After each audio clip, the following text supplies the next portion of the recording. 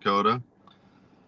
Clouds are not out, except for the cloud factory, which is my kids call it that. That's the ethanol and soybean plant right down my way, which you maybe seen pictures on it if you're on my website. But anyways, today, I kind of want to get into a little fun discussion of what something I heard yesterday from a colleague, and you know, I was thinking about it more and more, and I had a few other conversations about this yesterday with some people, and I almost like it sets the tone for what's all going on in agriculture. So there was a grouping of people that got together seemingly last week or the week before. Um, Crop Life, if you know who Crop Life is, Crop Life Media under Meister Media. No harm or foul on them. Just a bunch of people came together, a bunch of ag retailers, input suppliers, big names from all over the country.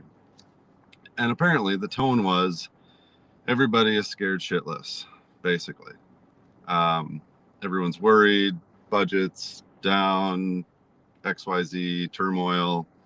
Everyone's worried, probably worried for their jobs, worried for the future, you know, all respectable, I guess, feelings from everything that's been going on. But that's also the thing. Um, Everyone's afraid because in the basic of terms in agriculture, a lot of people are afraid because everything's about to change. Now, what is it changing from? Well, it's changing from probably this easy ride, easy money, easy growth, normal. We can lobby our way through this, through that. And while some of that will still happen, don't get me wrong, the amounts and the story and what all that means, all is going to shift. Everything is shifting on it. And they see it and they're scared because change is hard. Change is expensive. Change goes away from what was planned. And they're not used to not living in a world where things work kind of in a semi-consistent way. You know, that's why there's all these programs and subsidies and crop insurance. And all those are good in their own right, and they're a lot of times come from a good place, or something happens. You know, you want stability in your food economy and agriculture to keep things going for rural America. You want some base level securities on that. And I think that's fine. But it's gotten to a point where things are breaking even when that exists, which means there's more problems. There's you could call it, maybe there's more of a virus that's been going around. It's just kind of lurking. And I've always thought for many years, especially probably the last 10 for sure, maybe 15, that there is something brewing, something, you know, that this industry is going to really have to take a hard look at itself. So yeah, a lot of people are freaking out. Now, if you ask me, while this is a downturn, it seems depressing, all these things, you gotta do all these things, I think this is the best opportunity for ag. I am more probably optimistic about agriculture than I've been in a very, very long time. And it's in a different way. It's because when things are normal and consistent, people don't want to change into new things. They just, let's keep the pace. Let's just keep going. We can do this way, these rules, these things. But when you get a bigger shift, people start talking. People start communicating. Worry and strife comes to ideas. Like, hey, maybe let's try it this way. Let's try it this way. And this is where I'm very optimistic about technology in ag, because all the other normal things, it's like, well, that kind of wasn't working. We got to rethink that. I think the next era of ag tech kind of plays into that right now. Now, it's going to take a lot of work, a lot of education, a lot of rethinking of what that all means, that message, and how we go about it, and what tools exist and the processes. And there's going to be some people that it's not going to work for them. I know that for a fact. Just it's already for some, but it brings just a different conversation, and people can have newer conversations about how tech and other newer processes or even older processes, bringing that back into the light and can come into play. And it's just opening the minds, because when things are consistent or our money's good, that closes down. That's always been the case. um, you know, I've sold tech and software and data and agriculture since as long as I can remember. It's going on 30, 31 years plus, 32 years here soon, and seeing it happen.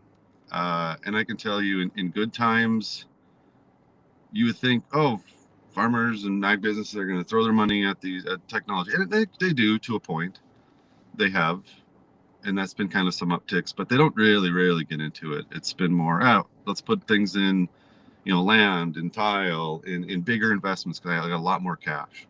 Okay, infrastructure, whatnot, and that's great. That's actually smart. Average times, it's kind of, you're teetering on a lot of things, but it's not. You're not going for the kind of odd things that probably can really work. And in poor times, everyone feels, oh, I can't afford anything. So we feel like we're in a poor time. Now it's going to be poorer for some versus others.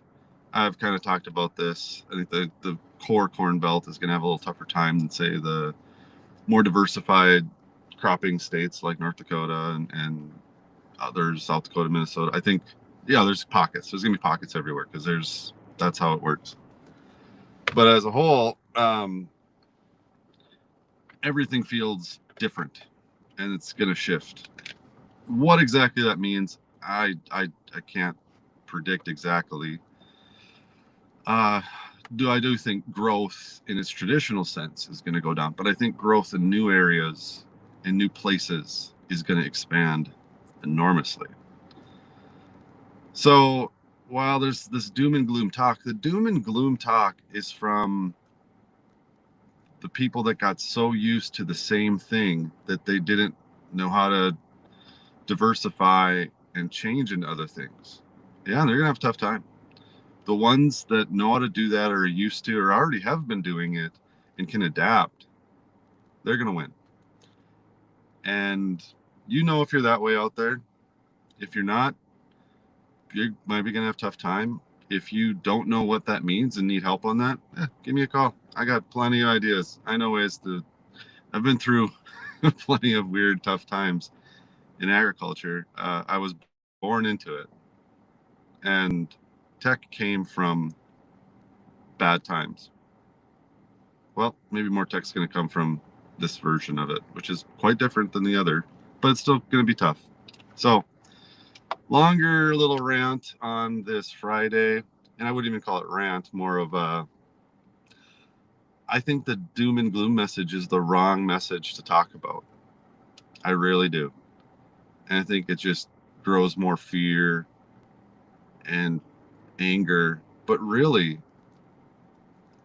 that's coming from businesses that don't know how to adapt or are scared to adapt because they didn't, or they didn't prepare for the possibility of it. And that's what's scary to them, because they know it might be too expensive to adapt, where others that were and trying things and figure out different ways and communicating and connecting to different players and whatever ways, they didn't do that. They stuck just to the good old story. Well, story's changing. The way to tell a story is changing. The old ways are, I won't say dying. They're just they're reducing, and it's time for ag to change in the right way. And yeah, it's gonna be weird probably for a bit, but there's gonna be, if you can stick it out and get through, there's gonna be so much better opportunity coming out from this if you think about it right. Um, that means a lot of stuff. I know, broad, whatnot, but for Friday, that's what I'm giving you for now. I got some other big fun stuff to talk about here in the future, so stay tuned.